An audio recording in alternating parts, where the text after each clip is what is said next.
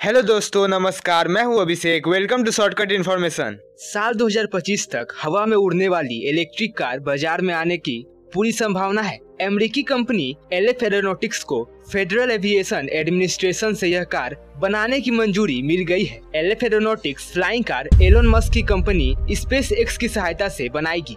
Company का दावा है कि उसके द्वारा बनाई जाने वाली यह कार हवा में उड़ेगी और सड़क पर दौड़ेगी भी। एलएफ मॉडल फ्लाइंग कार की कीमत करीब 2.5 करोड़ रुपए होगी। अमेरिका ने किसी कंपनी को ये मंजूरी पहली बार दी है। एलएफ मॉडल फ्लाइंग कार एक इलेक्ट्रिक कार होगी। फुल चार्ज होने पर यह सड़क पर 200 किलोमीटर चलेगी, तो वहीं हवा में 177 किलोमीटर की दूरी तय करेगी। एलएफ एरोनॉटिक्स की शुरुआत 2015 में हुई थी। उड़ने वाली कार बनाने के लिए इस कंपनी की नींव रखी गई थी। 7 साल बाद यानी पिछले साल अक्टूबर में कंपनी ने मॉडल ए फ्लाइंग कार का प्रोटोटाइप बनाने का खुलासा किया था। तब कंपनी ने दावा किया था कि 2025 तक यह कार मार्केट में लॉन्च हो जाएगी। इसका डिजाइन भविष्य में उड़ान भरने वाली गाड़ियों की तरह है। कार में 8 प्रोपेलर लगाई जाएंगी। शुरुआत में इस कार में 2 यात्री ही बैठ पाएंगे। कंपनी ने इस कार के लिए ऑर्डर लेना शुरू कर दिया है। इसे 12,200 रुपए देकर बुक कराया जा सकता है। कार की कीमत 2.5 करोड़ रुपए रखी गई है। बिजनेस इनसाइडर के अनुसार एलएफ एरोनॉटिक्स के सीईओ जिम डुखोवनी का कहना है कि यह कार पर्यावरण के अनुकूल तो है ही, साथ ही तेजी से आने जाने की सुविधा भी प्रदान करेगी। विमानों के लिहाज से मॉडल ए को हम एक छोटा कदम तो कारों के लिए एक बड़ा कदम कह सकते हैं। उड़ने वाली कार बनाने की दौड़ में कई कंपनियां हैं, जैसे बोइंग, एयरबस, हुंडई, टोयोटा। एक 4 सीटर फ्लाइंग कार को लॉस एंजल्स में आयोजित CES 2023 में प्रदर्शित किया गया था। इस कार को फ्लाइट टेस्टिंग की अनुमति मिल चुकी है। इस कार की कीमत 6 करोड़ रुपए से ज्यादा है। इसी तरह aerospace company Johnny aviation taxi बना रही है। डेल्टा एयरलाइंस के सहयोग से बन रही एयर टैक्सी की सेवाएं घर से एयरपोर्ट तक उपलब्ध होंगी।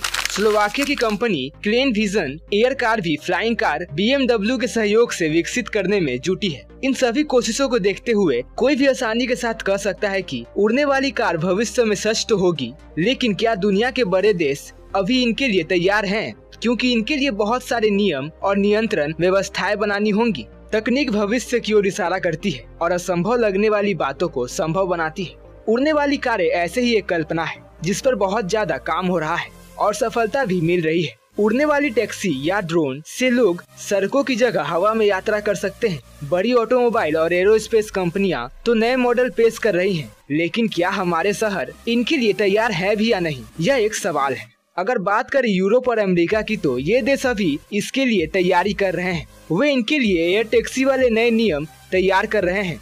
ऑस्ट्रेलिया भी इसी दिशा में काम कर रहा है। हवा में उड़ती हुई हम लोगों की कार और टैक्सी, ये बात बहुत ही रोमांचक और उत्साहित करने वाली बात लगती है, लेकिन यहाँ कई तरह की वैज्ञानिक और सुरक्षा चुनौतियाँ हैं जिन पर पार पाने की जरूरत है। इनमें से एक फेनोमेना है इन वाहनों को अस्थिर कराने वाली तेज हवा से निपटना। इन वाहनों में आंधी तूफान वाली तेज हवा से निपटने वाली क्षमता जरूर होना चाहिए।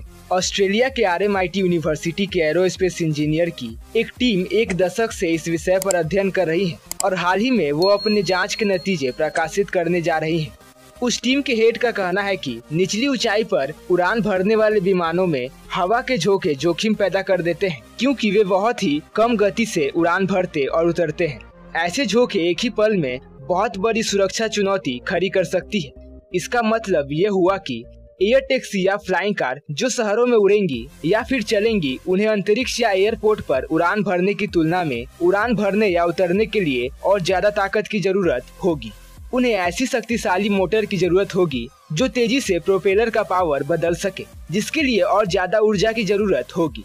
इसके साथ ही नियम बनाने वालों को मौसम की चुनौतियों का भी ख्याल रखना होगा और इसमें खतरनाक और जोखिम भरे इलाकों की पहचान करना बहुत जरूरी होगा। इस तरह के वाहनों की लैंडिंग और टेक ऑफ यानी उड़ान भरने और उतरने वाली जगहों की पहचान करते समय बहुत सावधानी बरतनी होगी। लेकिन एक बात और साफ है, इस तरह के सिस्टम के लिए मौसम की सटीक जानकारी की जरूरत होगी, जिससे दुर्घटना की संभावना को बहुत कम किया जा सके। ऐसे में इमारतों की वजह से बनने वाली हवा के झोंके बहुत अधिक समस्या पैदा करेंगी और इमारतों की डिजाइन भी बहुत अहम हो जाएंगी। जिस तरह से मेट्रो और हाईवे के लिए मार्ग निर्धारित होते हैं, उसी तरह से एयर टैक्सी के लिए भी हवाई मार्ग सुनिश्चित करना जरूरी होगा। यानी ये ऐसे स्थानों के ऊपर से उड़े जिसके नीचे आपात लैंडिंग हो सके, उनकी गिरने से जान माल का नुकसान होने की संभावना नहीं के बराबर हो। ऐसे रास्तों को तय करना आज के कॉम्प्लेक्स शहरी संरचना में तो बहुत ही मुश्किल है और ना ही शहरों की प्लान में अभी इस बात पर बहुत ज्यादा ध्यान दिया जा रहा है। तो आज के लिए इतना ही, अगले वीडियो में फिर मिलते हैं। तो ऐसे और इन्फॉर्मेटिव वीडियोस देखने के लिए इस वीडियो को लाइक, शेयर, सब्सक्राइब जरूर कीजिए।